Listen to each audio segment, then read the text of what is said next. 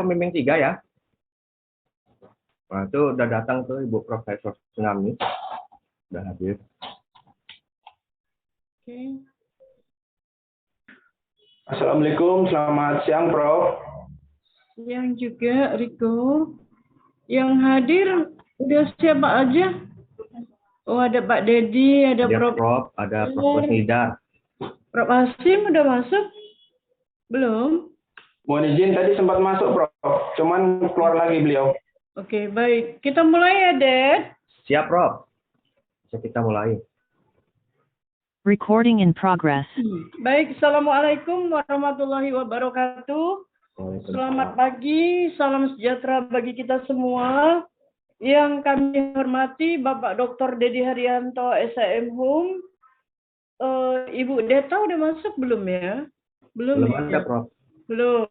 Yang kami hormati Prof. Hasim Purba, SHM Hum, mungkin beliau nanti akan menyusul. Juga yang kami hormati Profesor Dr. Rosnidar Sembiring, SHM Hum. Baik, pada hari ini akan diselenggarakan seminar hasil penelitian atas nama Riko Akmalul Firdaus NIM 197005163 tentang kepastian hukum terhadap renegosiasi masa perjanjian antara PT PLN dengan konsorsium PT Bangun Mega Pratiwi akibat pandemi COVID-19. Saudara Riko, kamu udah siap, Riko? Insya Allah siap Prof. Oke, silakan presentasi selama lebih kurang 15 menit. Silakan. Baik Prof.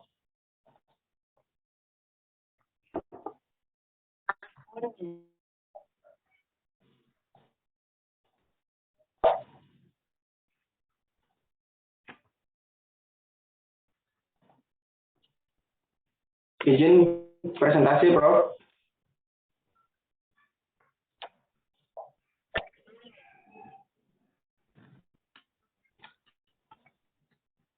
Baik, terima kasih atas kesempatannya. Sebelumnya, Assalamualaikum warahmatullahi wabarakatuh. Yang saya hormati, Ibu Prof. Dr. Sunarmi, SH, selaku Ketua sekaligus Pembimbing. Yang kedua, Bapak Prof. Dr. Hasim Purba, SH, dan Ibu Profesor Dr. Rosnidar Sembiring, SH, selaku penguji. Terus juga ada Bapak Dr. Dedi Haryanto, SH, dan Ibu Dr. Detania Sukarja, SH, selaku pembimbing saya. Serta tak lupa teman-teman yang hadir pada seminar hasil ini. Perkenalkan Bapak Ibu, saya Riko Akmal Firdaus, mahasiswa Magister Ilmu Hukum Fakultas Hukum Universitas Sumatera Utara. Pada kesempatan ini, saya merasa senang sekali karena sudah sampai pada tahap ini di hadapan Bapak Ibu sekalian untuk mempresentasikan seminar hasil tesis saya yang berjudul Kepastian Hukum terhadap Renegosiasi Masa Perjanjian antara PT PLN Persero dengan konsorsium PT Bangun Mega Pertiwi akibat pandemi COVID-19. Baik, pokok pembahasan pada seminar hasil kali ini, yang pertama adalah latar belakang permasalahan, yang kedua adalah metode penelitian, dan dilanjutkan dengan hasil penelitian. Baik, pendahuluan, pandemi virus COVID-19 di Indonesia telah memberikan dampak pada aspek kesehatan, politik, sosial, ekonomi, budaya, serta kesejahteraan masyarakat. Pemerintah dalam rangka menghambat penyebaran virus COVID-19 membuat kebijakan. Yang pertama adalah Peraturan Pemerintah Nomor 21 Tahun 2020 tentang PowerPoint-nya nggak jalan itu. PowerPoint-nya nggak jalan.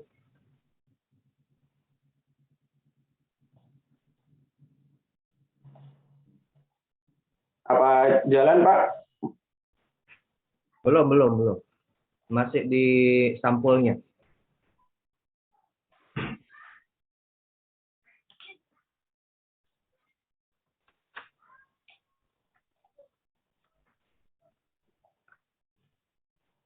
Ulangi dulu share screen-nya ya.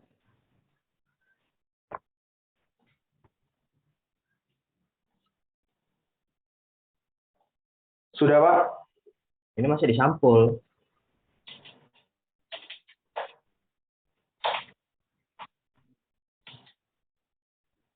Ya, ini udah geser dia.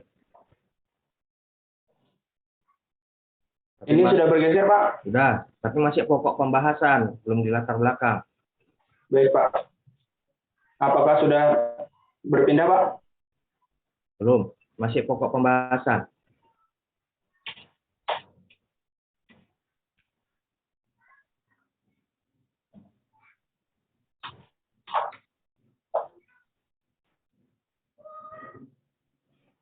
Nah, ini Muncul, dia. Pak? Ya, oke langsung ya, Riko. Oke.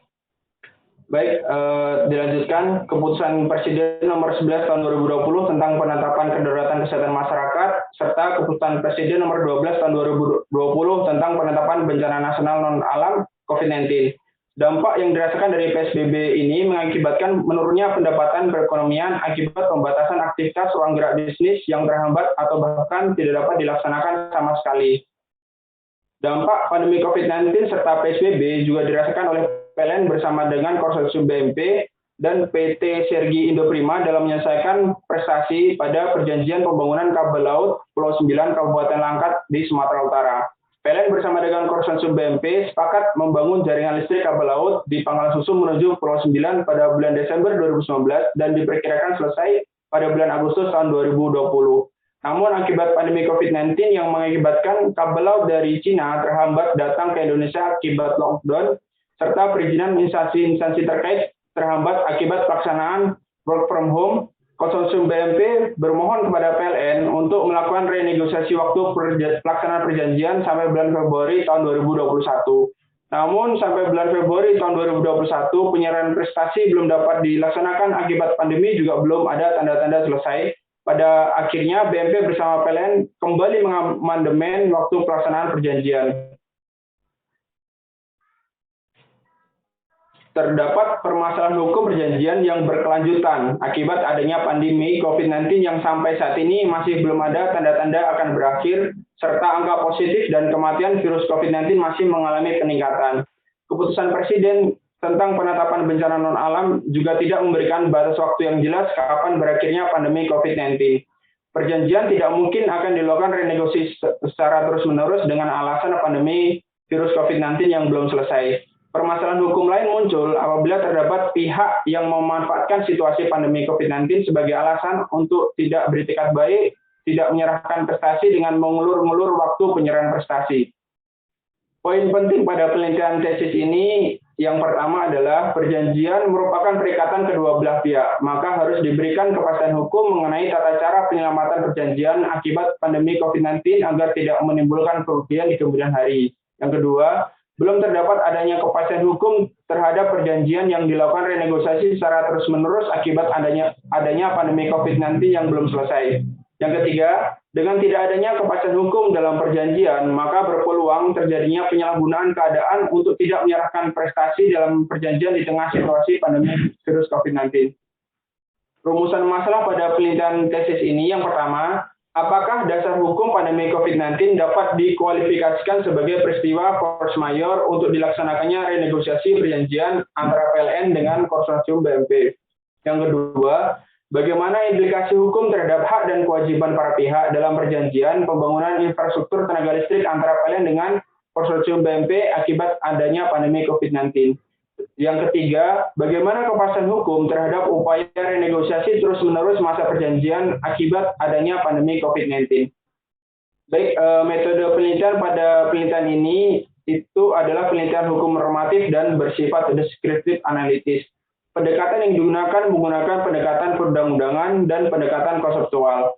Analisis data yang dipergunakan pada bahan-bahan hukum dalam penelitian ini akan dilakukan secara analisis kualitatif terhadap data primer dan data sekunder yang memaparkan serta menganalisa kepastian hukum pandemi COVID-19 terhadap perjanjian PLN dengan Konsorsium BMP, serta penarikan kesimpulan dilakukan dengan metode deduktif.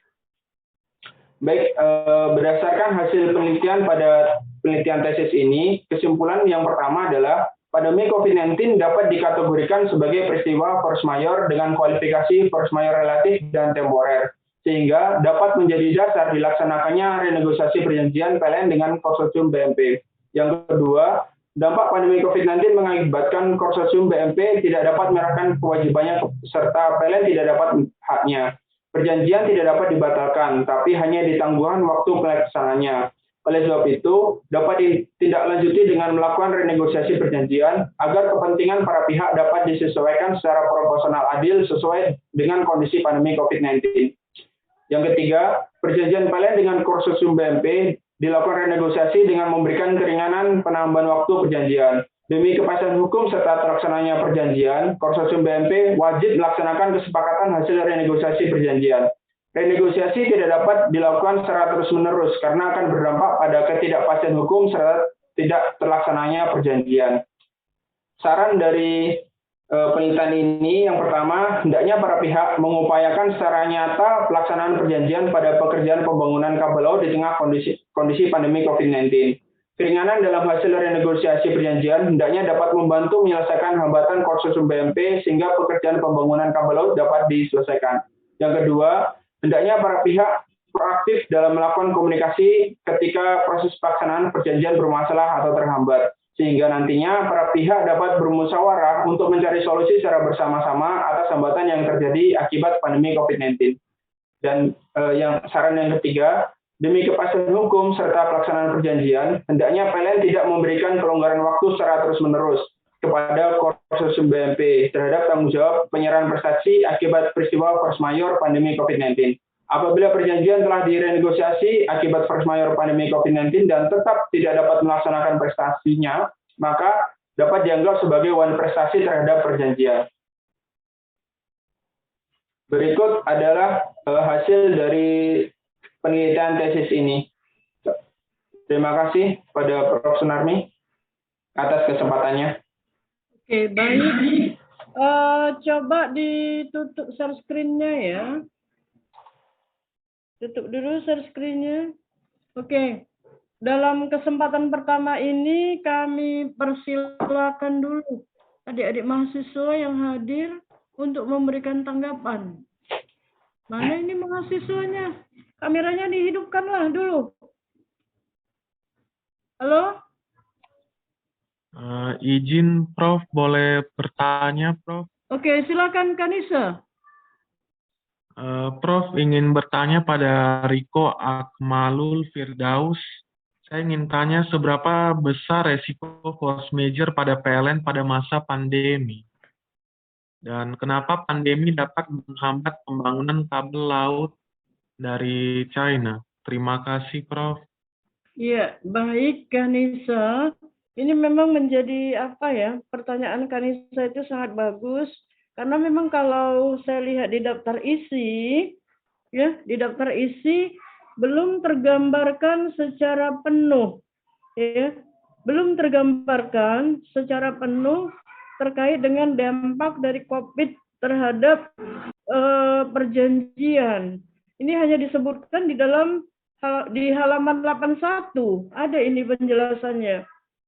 Halaman 81, dampak pandemi COVID terhadap hak dan kewajiban dalam perjanjian dengan PLN dan konsorsium.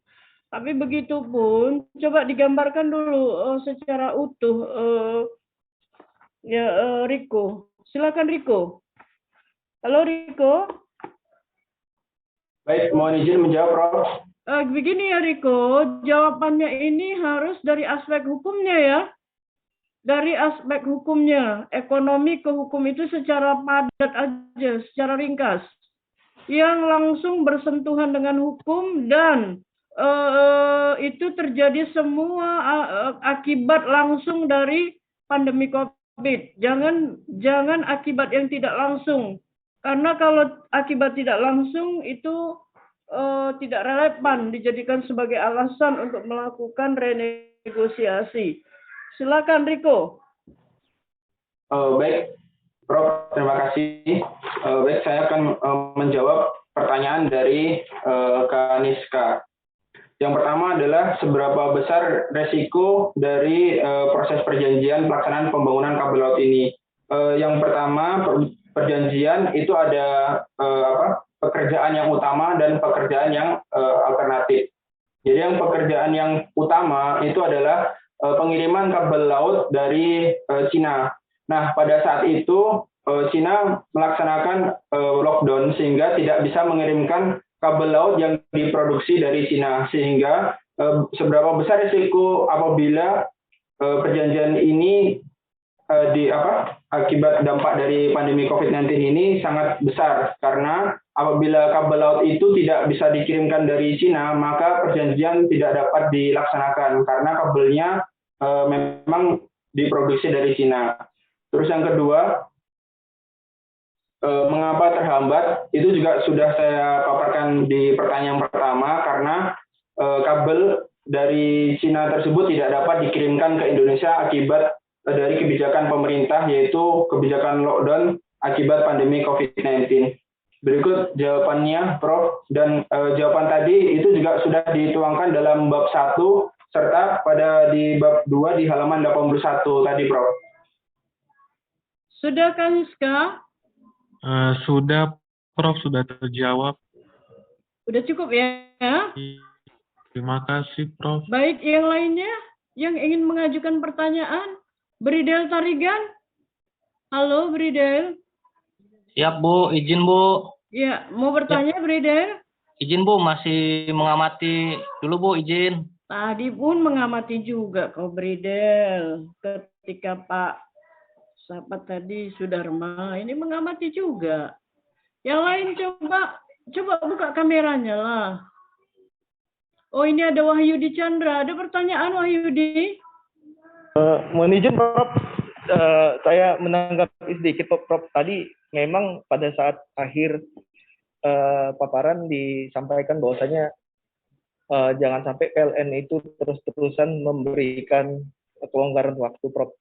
Nah, berkembangnya sekarang posisi pandemi, belum ada dijelaskan, Prof, apakah ada batasan-batasan waktu yang diatur dalam peraturan perundang-undangan atau kajian hukum seperti apa yang bisa mengatur batas waktu dari mundurnya satu perjanjian itu, Prof. Hanya itu, Prof. Terima kasih, Prof. Baik, silakan, Riko. Halo, Riko. Ini udah agak detail ini pertanyaan si Wahyudi. Baik, Prof. Saya izin menjawab, Prof. Ya, silakan, Riko. Baik, dari peraturan pemerintah terkait dengan keputusan penanganan bencana dari pandemi COVID-19 sendiri itu juga tidak memberikan waktu yang jelas kapan berakhirnya pandemi COVID-19 ini. Pada akhirnya dikembalikan lagi pada kesepakatan para pihak, Prof. Jadi dilihat dari perjanjian apakah waktu selesainya dari perjanjian itu kapan. Nah, apabila sudah ditentukan jelas waktunya selesainya kapan berakhirnya perjanjian itu, maka wajib kedua belah pihak untuk menyerahkan prestasi dan kontraprestasi terhadap perjanjian yang disepakati. Seperti itu, Prof. Terima kasih. Jadi tergantung kepada kesepakatan para pihak ya, karena secara normatif di dalam peraturan perundang-undangan itu tidak ada batasan waktu ya, Riko ya? Betul, Prof. Oke, baik. Masih ada lagi mahasiswa yang lain yang mau bertanya? Ini nggak ada dihidupkan kamera ini. Priscilla Sitopu. Kamu proposal kamu udah siap ya, Priscilla? Saya minta loh ke mahasiswa ini, jangan hanya pakai WA aja, datang aja langsung. Anak S1, S2, S3 pakai WA semua. Kapan datang, rumahnya di mana, jam berapa di rumah. Baik, silakan Priscilla mau bertanya. Priscilla? Halo, Priscilla? Ini foto Priscilla. Ini foto doang nih kayaknya nih, nggak berkedip-kedip orangnya. Kalau tidak ada dari mahasiswa, untuk mempersingkat waktu kepada Ibu Profesor Dr. Rosnidar Sembiring. Silakan, Prof. Baik, terima kasih Ibu Profesor Dr. Sunarmi SHM yang kita hormati Bapak Dr. Dedi Arianto, Dr. Detania Sukarja, ada Profesor Dr. Hasim Purba. Riko, saya melihatnya mungkin dari daftar isi dulu ya, Riko.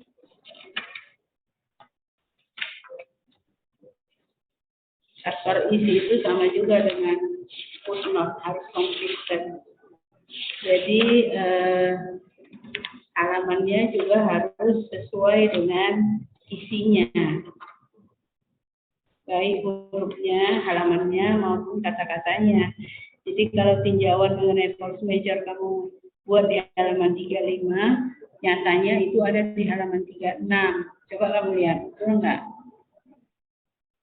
Riko.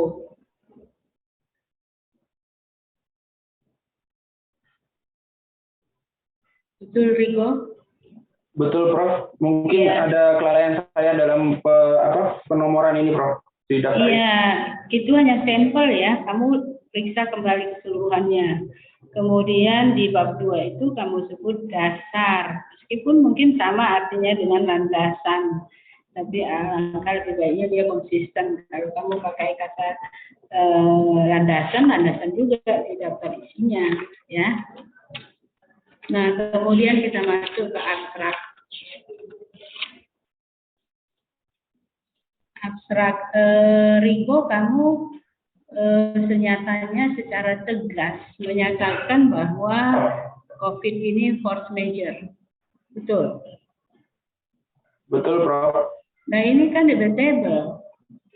Ada yang mengatakan bahwa pandemi COVID-19 ini bukan force major. Kamu tidak mengutip statement dari Menko Polhukam, Mahfud MD. Jelas sekali dia mengatakan ini bukan force major, tapi ini adalah pintu masuk. Tapi kalau kamu memberikan narasi, kalau ini adalah bagian dari force major yang relatif, temporer, penjelasannya mana? Tidak ada kamu jelaskan. Ya, itu satu. Nah, kemudian di halaman kata pengantar, huruf 6 Romawi, biasanya kata pengantar itu nomor halamannya tetap di bawah, meski ada subjudul maupun tidak. Sedangkan kepada orang tua, kita tidak buat dalam penomoran. Kenapa terhadap Allah kamu buat di dalam penomoran? Jadi seolah-olah Allah itu sama dengan Pak Muryanto, Pak Mahmud, dan lain-lain. Salah itu ya. Kalau kamu mau buat, ini kan sudah ada sebenarnya di awal, puji syukur kehadiran Allah. Kenapa lagi dibuat di penomoran? Nah itu. Kemudian, ini gabung aja ya, masalah satu, masalah substansi. Daftar tabel itu kamu buat di halaman 12 ya. Daftar tabel kok seperti itu, Riko? Daftar tabel, tapi yang kamu tunjukkan gambar. Kamu baca lagi buku pedoman, membuat daftar tabel itu seperti apa. Nah, saya mau, karena ini seminar hasil ya, Riko ya? Betul, Prof. Ya, saya nggak ikut ya kemarin di kolokium kali ya. Saya minta ada daftar istilah. Ada banyak istilah jika kamu meneliti tentang pandemi. Ada physical distancing, work from home, lockdown, dan sebagainya. Itu ada daftar istilah. Ya. Nah ini sebenarnya kan perjanjian antara PLN dengan Bangun Mega Pertiwi. Kamu dapat nggak perjanjiannya? Dapat, Prof. Nah, istilahnya memang amandemen. Betul, Prof. Bukan adendum. Amandemen, Prof. Amandemen di dalam perjanjian itu. Kalau perjanjian utamanya perjanjian, Prof. Cuman untuk hasil dari negosiasinya disebutkan dengan amandemen, Prof. Perjanjian yang diubah atas kesepakatan mereka itu namanya amandemen. Yang saya dapat namanya amandemen, Prof. Amandemen ya. Nah, kamu mengatakan, nah, oke, kita pakai kata amandemen. Berapa kali boleh para pihak melakukan amandemen?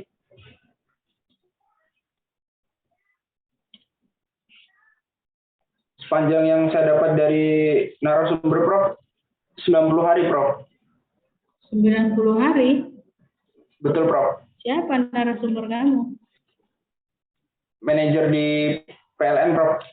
Ada kamu footnote-kan Saya ketika wawancara? Tidak saya masukkan Prof. Loh, tapi kamu wawancara. Kenapa tidak dimasukkan?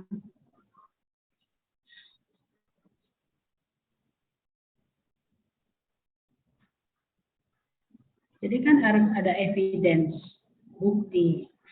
Kapan kamu wawancara? Kepada siapa kamu wawancara? Apa yang kamu wawancarai? Ada nggak normanya? Amandemen itu berapa kali? Kalau tidak ada, itu bisa, kalau kita bicara tentang asas-asas di dalam hukum perjanjian, asas apa itu, Riko?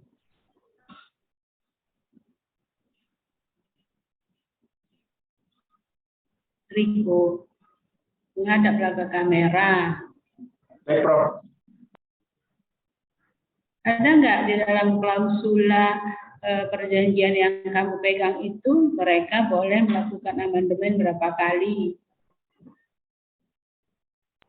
Dari perjanjiannya Prof tidak diatur Prof. Dia hanya mengatur kalau akan dilakukan perubahan di kemudian hari apabila terjadi hal-hal yang seperti keadaan kahar atau force majeure seperti itu Prof. Tapi tidak ada berapa kalinya kan, tidak ada. Nah, Betul, kalau Prof. di dalam perjanjian yang tidak ada, di dalam norma hukum ada nggak yang mengatur? Berapa kali boleh perjanjian itu diadendum atau dilakukan amandemen? Ada? Ada nggak? Piko?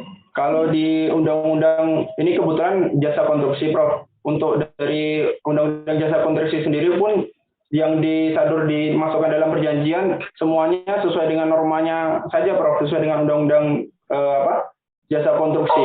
Nah, Ibu tanya dulu, tadi kan kita cerita perjanjian. Kenapa kamu harus ke undang-undangnya? Apakah di pohon besarnya, di KUH Perdata itu normanya ada nggak mengatur? Kalaulah di undang-undang konstruksi yang nggak ada. Ada kan? Kamu pernah dengar nggak ajas kebebasan berkontrak? Dengar pernah Prof. Apa maksudnya? Kamu kok sibuk kali sih, Riko? Ya Prof mencatat. Nanti kalau nggak lengkap catatannya kan recordingnya bisa diulang kembali mendengarnya. Apa yang dimaksud dengan ajas kebebasan berkontrak?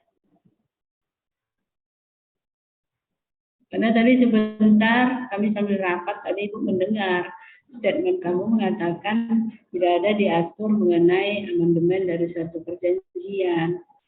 Tapi kalau klausulanya ada mengatakan seperti yang kamu sebut tadi, berarti kan dia tunduk kepada asas kebebasan berkontrak itu kan? Betul Prof. Apa asas kebebasan berkontrak itu? Yang saya ketahui Prof, itu adalah para pihak bebas dalam memuat syarat-syarat perjanjian yang di sepanjang belum diatur normanya di luar dari perjanjian tersebut. Seperti itu Prof. Permasalahan kamu di halaman berapa? Gimana Prof? Permasalahan, perumusan masalah. Nah, apakah dasar hukum pandemik ini dapat dikualifikasi sebagai force majeure? Itu aja Ibu, kamu jawab. Baik Prof. Ada, tunggu dulu sebentar. Ini ada nggak narasinya di latar belakang? Narasi apa Prof? Narasi tentang COVID-19 ini dianggap force majeure. Nanti kamu kan tinggal membuktikan berdasarkan penelitian iya atau tidak. Betul Prof. Ada kamu narasikan di latar belakang. Jadi semua yang kamu permasalahkan ini harus ada narasinya walaupun sekilas. yang akan dijawab di dalam bab pembahasan. Ya, silakanlah dijawab pertanyaan Ibu yang tadi. Kalau untuk narasinya sendiri, dia hanya dituangkan dalam rumusan masalah saja, Prof. Itu salah. Harus dihantarkan di latar belakang sehingga kelihatan mengapa penelitian ini penting. Itulah yang disebut dengan urgensi dari penelitian ini. Nah, coba dulu Riko, terakhir pertanyaan Ibu. Apa dasar hukum pandemik ini dapat dikualifikasi sebagai force major? Itu jawabannya saya masukkan di bab 2, Prof. Kamu yang harus menjawab, bukan Ibu tanya di mana kamu tulis. Baik, Prof. Sesuai dengan dari hasil data yang saya dapatkan, Prof, dari perjanjian bahwa ternyata pandemi tersebut diatur dalam perjanjian, Prof, yang dituangkan dalam pasal 12 tentang keadaan kahar pada ayat 1. Sekarang gini ya, Riko, kamu sudah pegang perjanjiannya.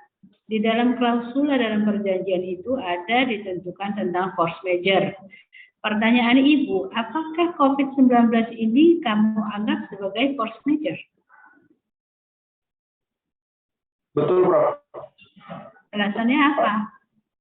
Alasannya sesuai dengan perjanjian yang diatur oleh para pihak, Prof, bahwa disebutkan di dalamnya pandemi termasuk force majeure yang dikecualikan, seperti itu, Prof. Ada di dalam klausula mereka. Kalau COVID-19 itu di pasal berapa klausula mereka itu? Di dalam perjanjian mereka itu? Tidak disebutkan secara spesifik pandemi COVID-19, Prof. Cuma hanya pandemi saja, Prof. Itu dia. Jadi kamu kaitkan dengan Kepres yang mengatakan COVID ini bencana non alam. Apa boleh kamu katakan dia sebagai force major? Nah itu pertanyaan Ibu. Karena debatable tentang ini. Makanya Ibu bilang kalau kamu masukkan dia force major dengan jenis yang temporer, apalagi itu harus kamu buktikan. Iya, jangan hanya kamu bilang dia termasuk relatif, dia temporer. Udah, penjelasannya apa? Nggak ada kan di dalam tesis kamu ini? Saya masukkan juga, Prof. Di mana? Ada di bab 2-nya juga, Prof. Jadi saya kaitkan dengan unsur-unsur dari force majeure itu sendiri apa saja, sehingga saya kaitkan dengan keadaan yang terjadi pada perjanjian PLN dengan konsorsium BMP ini, Prof. Baik, nanti kita buktikan ya tulisan kamu itu ya. Mungkin itu nanti akan dilanjutkan lagi di dalam ujian tertutup. Kamu harus punya argumentatif yang jitu ya. Oke, baik, Prof. Sunarmi, dari saya cukup. Terima kasih. Baik, selanjutnya terima kasih Bu Prof. Rosnider. Banyak saran, kritik terhadap semuanya untuk perbaikan tesis ini ya, Riko. Kamu pastikan bahwa pandemi COVID itu adalah force majeure yang menjadi dasar dilakukannya renegosiasi antara PT PLN dengan konsorsium PT Bangun Mega Pertiwi. Ya, perkuat itu, perkuat karena memang masih ada pro kontra. Betul nggak pandemi COVID ini adalah force majeure? Satu sisi mengatakan ya itu force majeure, sisi lain itu mengatakan tidak force majeure. Dan kamu adalah penganut yang mengatakan bahwa pandemi COVID itu adalah perkuat argumentasi itu sebagaimana tuntutan Prof. Rosnider tadi ya, Riko? Prof. Terima kasih, Prof. Oke, selanjutnya kami persilakan Profesor Dr. Hasim Purba, SHM Hum. Silakan, Prof. Oh, baik. Baik, Assalamualaikum warahmatullahi wabarakatuh. Waalaikumsalam. Yang terhormat pembimbing utama Ibu Profesor Dr. Sunarmi, pembimbing kedua Bapak Dr. Dedi Haryanto dan Ibu Dr. Detania. Dan tadi penguji sudah menyampaikan Ibu Prof. Rosnider dan saudara sekalian. Saudara Riko Akmalul Firdaus ya. Saya ingin bertanya kepada saudara rumusan masalah satu ini. Apakah dasar hukum pandemi COVID yang mau Anda teliti, yang Anda kejar rupanya apa? rumusan masalah 1. Bisa ditayangkan dulu, Riko. Rumusan masalah 1-nya. Apakah dasar hukum pandemi COVID-19 dapat dikualifikasi dasar hukumnya atau peristiwa pandemi COVID-nya?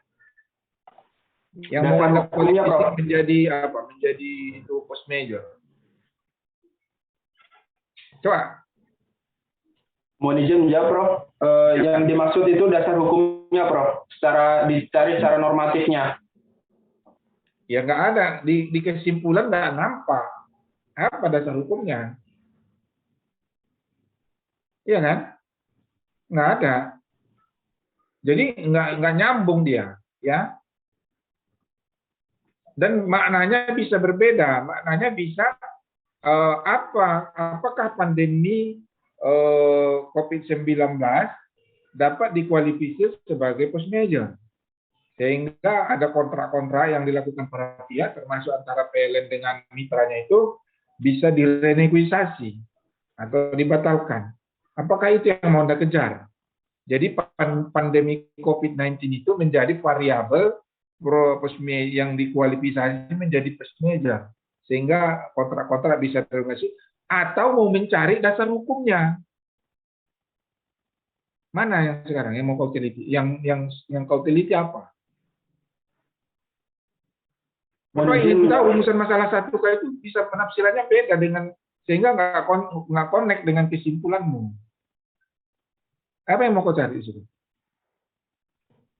Yang pertama terkait dengan dasar hukumnya, Prof. Apakah pandemi COVID-19 tersebut itu dapat dikualifikasi sebagai force majeure sehingga dijadikan landasan dasar untuk melaksanakan renegosiasi seperti itu, Prof. Nah, jadi kalau tidak menjadi dasar hukum bahwa pandemi itu kan, tapi kan bagaimana pandemi COVID-19 bisa dijadikan sebagai kualifikasi adanya post major, menjadi post major sehingga kontrak antara si PLN dengan apanya tadi, perusahaan konsorsium BNP-nya direnegosiasi, itu yang mau kejar kan? Betul, Prof. Nah, makanya di rumusan masalahmu saya pikir harus kamu robah, perbaiki sehingga connect dengan kesimpulan, ya. Kemudian kamu di kesimpulan juga harus menegaskan, walaupun ringkas nanti, apa sih dasarnya COVID-19 bisa kita jadikan menjadi post major? Kan ada dulu undang-undang tentang penanganan COVID dan perbaikan ekonomi. Itu berasal dari Perpu, merubah disahkan menjadi undang-undang. Sehingga COVID-19 itu dianggap menjadi pandemi. Dan beberapa kegiatan-kegiatan akhirnya dibatasi. Nah, itu berpengaruh kepada kontrak-kontrak yang dibuat para pihak di lapangan. Itu kau harus bisa juga pertajam itu, ya. Bahwa ada sesuatu keadaan memang kebijakan pemerintah yang sudah dituangkan dalam peraturan atau undang-undang bahwa COVID-19 itu menimbulkan kegiatan masyarakat dibatasi. Maka ada physical distancing, PPKM, dan segala macam, sehingga orang tadi termasuk pengangkatan kabel itu nggak bisa dilaksanakan. Ya kan? Pelabuhan tutup, bandara tutup. Nah, itu harusnya kau apakan itu harus ada di simpulanmu hubungannya, ya. Baik, Prof. Nah, itu yang pertama. Yang kedua, saya melihat harusnya ada nggak kau bikin suatu ilustrasi kasus dengan antara si PT Bangun ini dengan Mega Pertiwi ini, mereka mengadakan suatu renegosiasi, ya kan? Ada nggak di sana pointer-pointer penting yang menjadi adendum perjanjian itu? Sebenarnya ada istilah adendum. Pernah dengar istilah adendum? Pernah, Prof. Apa adendum perjanjian? Yang sepanjang yang saya ketahui, Prof, apabila adendum itu merubah seluruh dari kontrak. Kalau misal amandemen itu hanya beberapa hal seperti penambahan waktu. Seperti itu, Prof, yang saya ketahui. Makanya kau kaitkan dengan pasal 1338 KUH Perdata. Ya. Di pasal 1338 itu ada berapa azas itu? Hah? Ada 3 kan? Ya, perjanjian yang dibuat secara sah berlaku sebagai undang-undang bagi para pihak. Yang kedua, apa itu? Perjanjian tidak bisa ditarik kembali secara sepihak kecuali atas sepakat kedua pihak.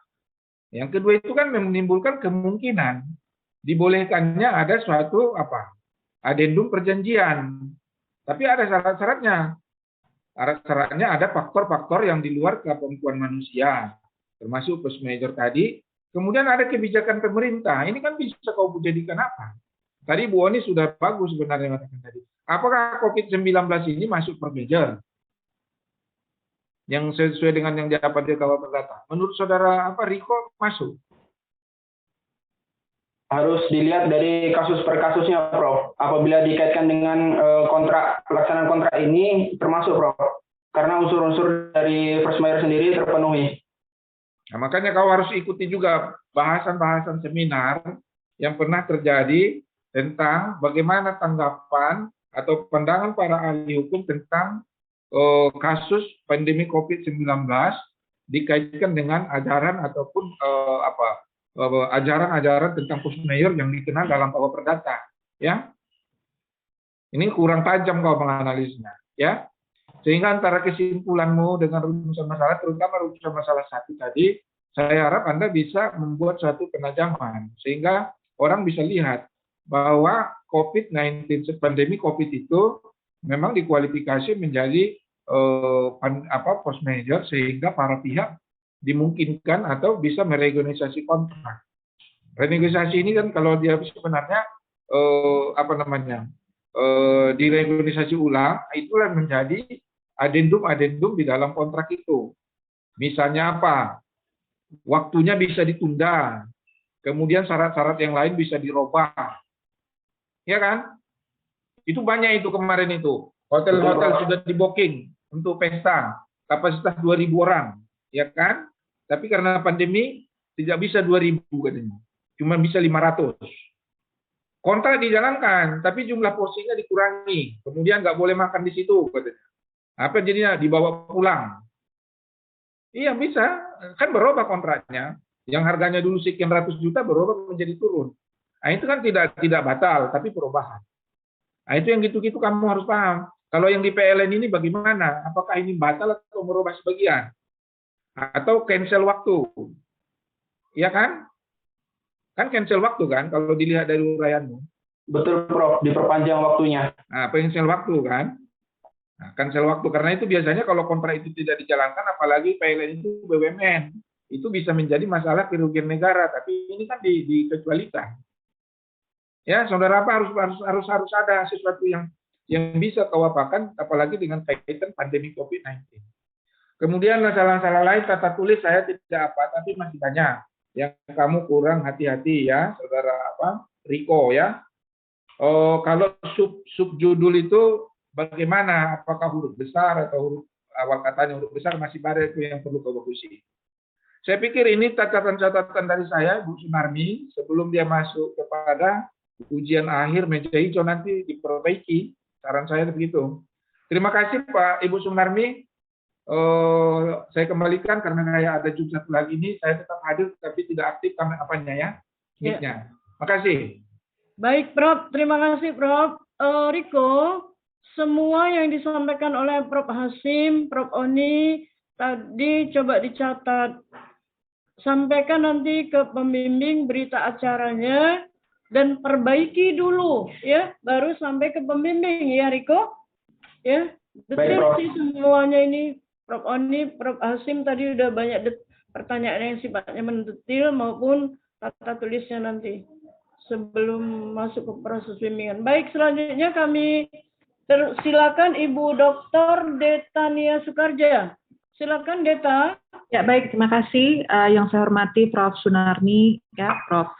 Hasim Purba, Prof. Rusindar Semiring, Pak Dr. Dedi, dan juga semua rekan-rekan mahasiswa ya yang sudah ikut hadir ya, memberikan pertanyaan, masukan dan dukungan buat saudara Riko ya.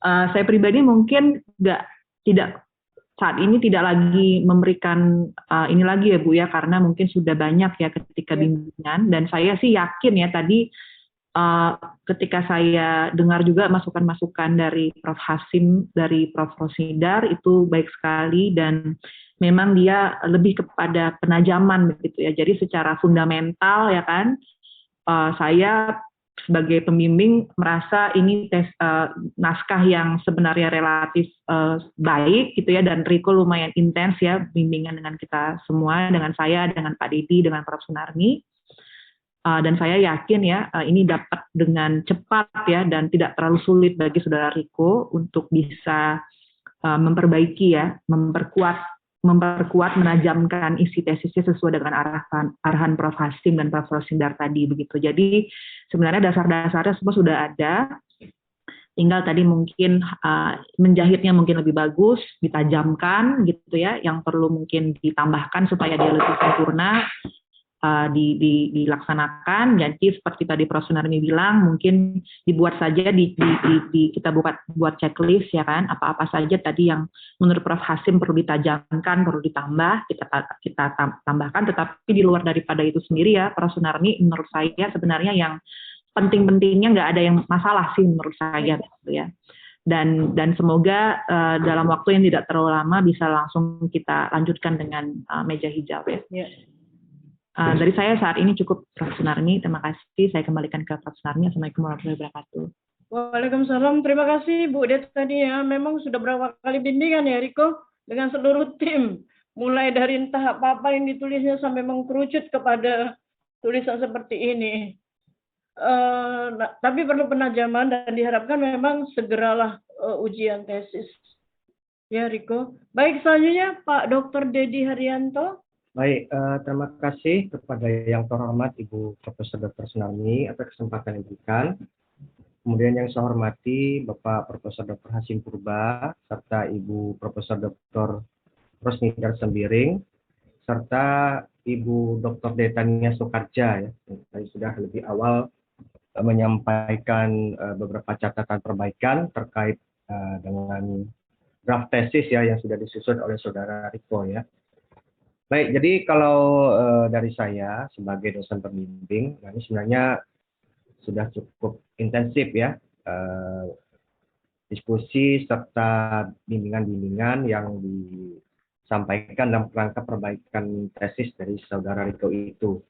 Nah, jadi nanti tinggal melakukan penajaman saja barangkali ya dari apa masukan yang disampaikan oleh Ibu Rosnidar Sembiring dan kemudian tadi yang disampaikan oleh Bapak Profesor Dr. Hasim Purba. Nah, jadi dari saya ya, barangkali saya melihat juga masih ada tadi seperti yang disampaikan oleh Bapak Profesor Dr. Hasim Purba, ketidakrapian dalam proses pengerjaan. Ya, demikian juga tadi yang di indikasi awal disampaikan juga oleh Ibu Profesor Rosnidar Sembiring ya. Nah, jadi contoh misalnya daftar isi ya, tolong itu dibuatlah ya agar jangan nantinya judul bab atau judul subbab, nah itu bisa tumpang tindih ya dengan penomoran halaman, ya. Jadi kurang menarik itu ya tampilan dari daftar isinya, ya, nampak kelihatan kurang rapi. Selain juga tadi seperti disampaikan oleh Ibu Profesor Rosnidar Sembiring, nah, ada ketidaksesuaian penomoran halaman yang Anda cantumkan dalam daftar isi dan juga yang tercantum dalam penomoran yang sebenarnya. Ya, jadi ini harus cermat lah ya bekerja ya, Saudara Riko ya. Kemudian ada tadi terindikasi kekurang jelasan ya dari bahasan Saudara dan juga dari kesimpulan ya yang Saudara susun ya. Jadi problematikanya salah satunya kalau saya perhatikan itu adalah terkait dengan kerangka teori ya dari Saudara Riko. Nah, jadi coba diperhatikan ya kembali di bab 1 itu ada beberapa kerangka teori yang sudah kita pilih gitu ya. Nah, jadi hendaknya teori ini tidak hanya dijadikan sekedar hanya pajangan saja, tapi juga nanti bisa dipastikan sebagai dasar untuk melakukan analisis ya terkait dengan rumusan masalah yang sudah Saudara susun. Gitu. Nah, ini tampaknya kerangka teorinya ini belum dielaborasi nih ya di dalam analisis ya, sehingga bahasan-bahasanya menjadi kurang fokus ya, kemudian kesimpulannya juga belum menemukan inti yang sebenarnya. Ya, jadi saudara itu nanti coba diperhatikan kembali mengenai teori-teori yang sudah kita pilih di bab 1 itu ya. Aplikasikan nanti untuk melakukan analisis. Kemudian saudara Riko ya, ini di bab 4 juga saya lihat ini masih ada beberapa ketidakcermatan dalam pengerjaan. Contoh halaman 95 ya saudara Riko ya, catatan kakinya.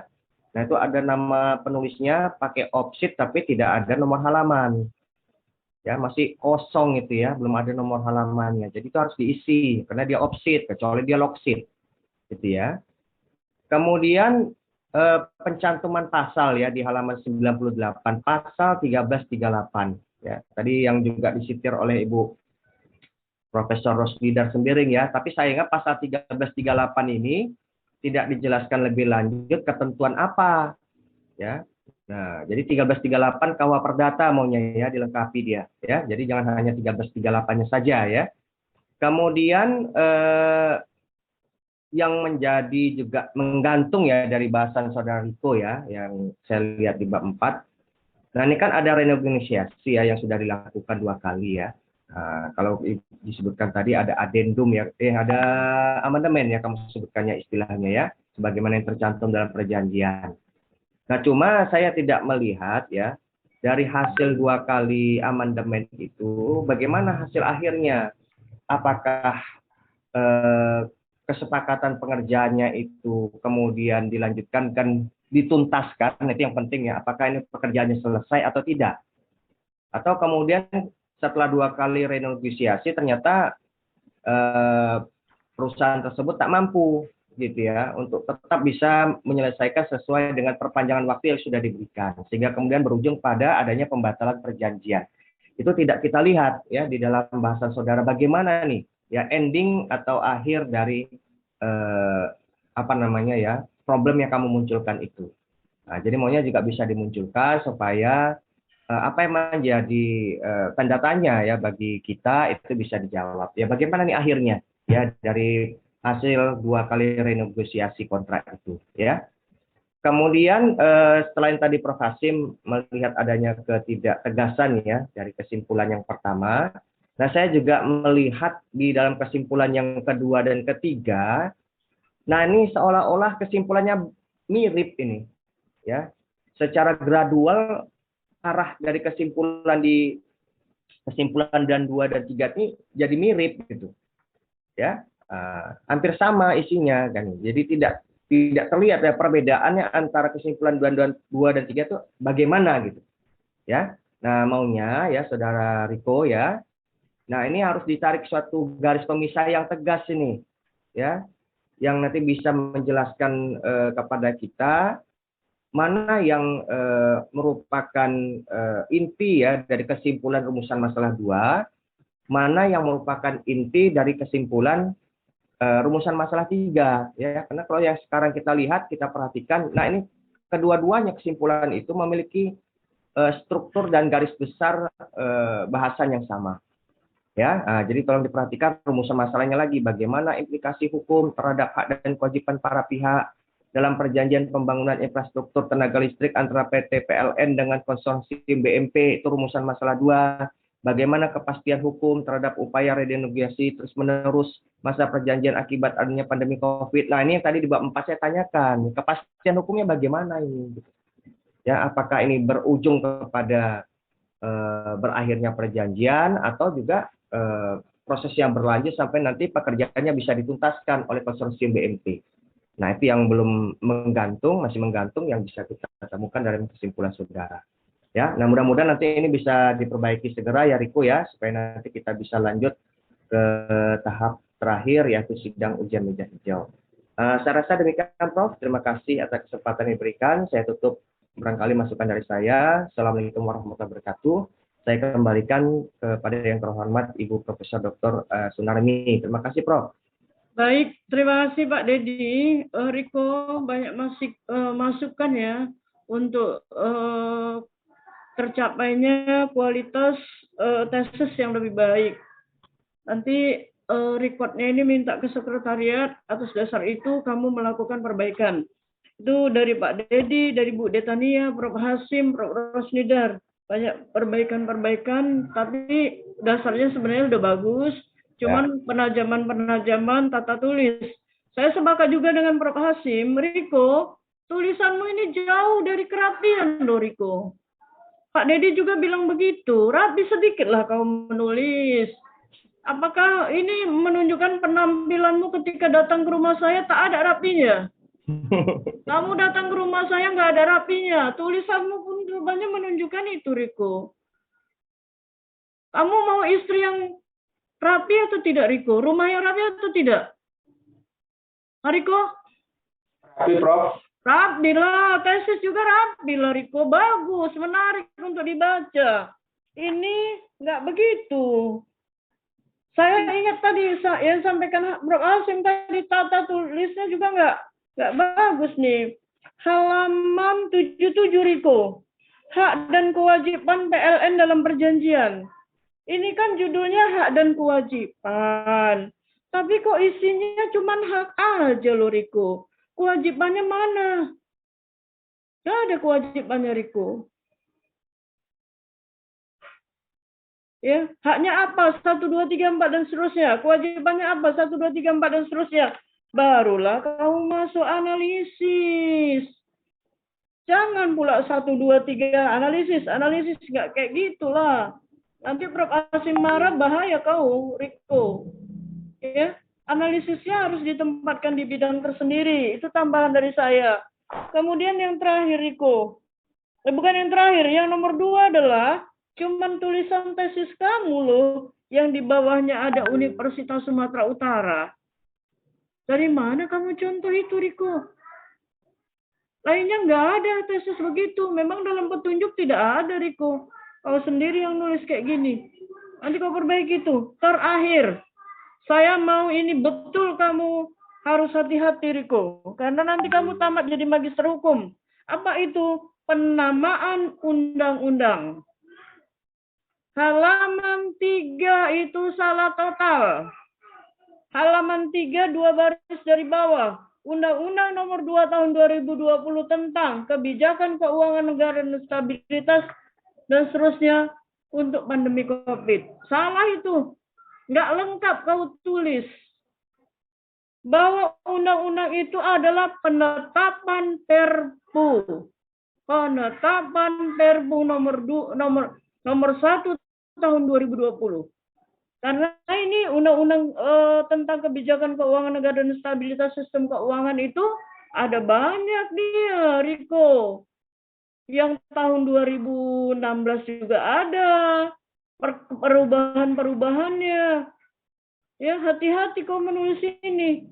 Juga peraturan perundang-undangan yang lain, Riko. Kamu magister, ini tesis. Jangan nanti nggak lengkap seperti ini. Orang salah persepsi. Ya, kau perbaiki dan kamu cek semuanya per halaman. Tadi Pak Dedi udah bilang 1338 KUH Perdata. Apa itu? 1338 dan pasti KUH Perdata. Tapi kan harus disebutkan secara lengkap. Ya Riko ya. Baik, itu dari saya. Masih ada lagi dari Prof. Rosnidar, Prof. Hasim, Bu Deta, Pak Dedi? Cukup, Prof. Cukup ya. Prof. Hasim, masih ada tambahan, Prof? Dari saya juga cukup, Prof. Saya rasa cukup, Prof. Oke ya, kalau tidak ada lagi, kita tutup ya. Demikianlah seminar hasil atas nama Riko Akmalul Firdaus dan kita nyatakan ditutup. Billahi taufiq wal hidayah. Wassalamualaikum warahmatullahi wabarakatuh. Waalaikumsalam warahmatullahi wabarakatuh. Makasih Prof. Narmi, Prof. Hasim, Ya, Prof. Oni. izin keluar ya. Iya. Cepat-cepat aja Bu Deta ini permisi ya. Bu Deta. Iya, nggak mau lama-lama dia. Iya, langsung. Sambil ngajar ini Bu Oni. Aduh.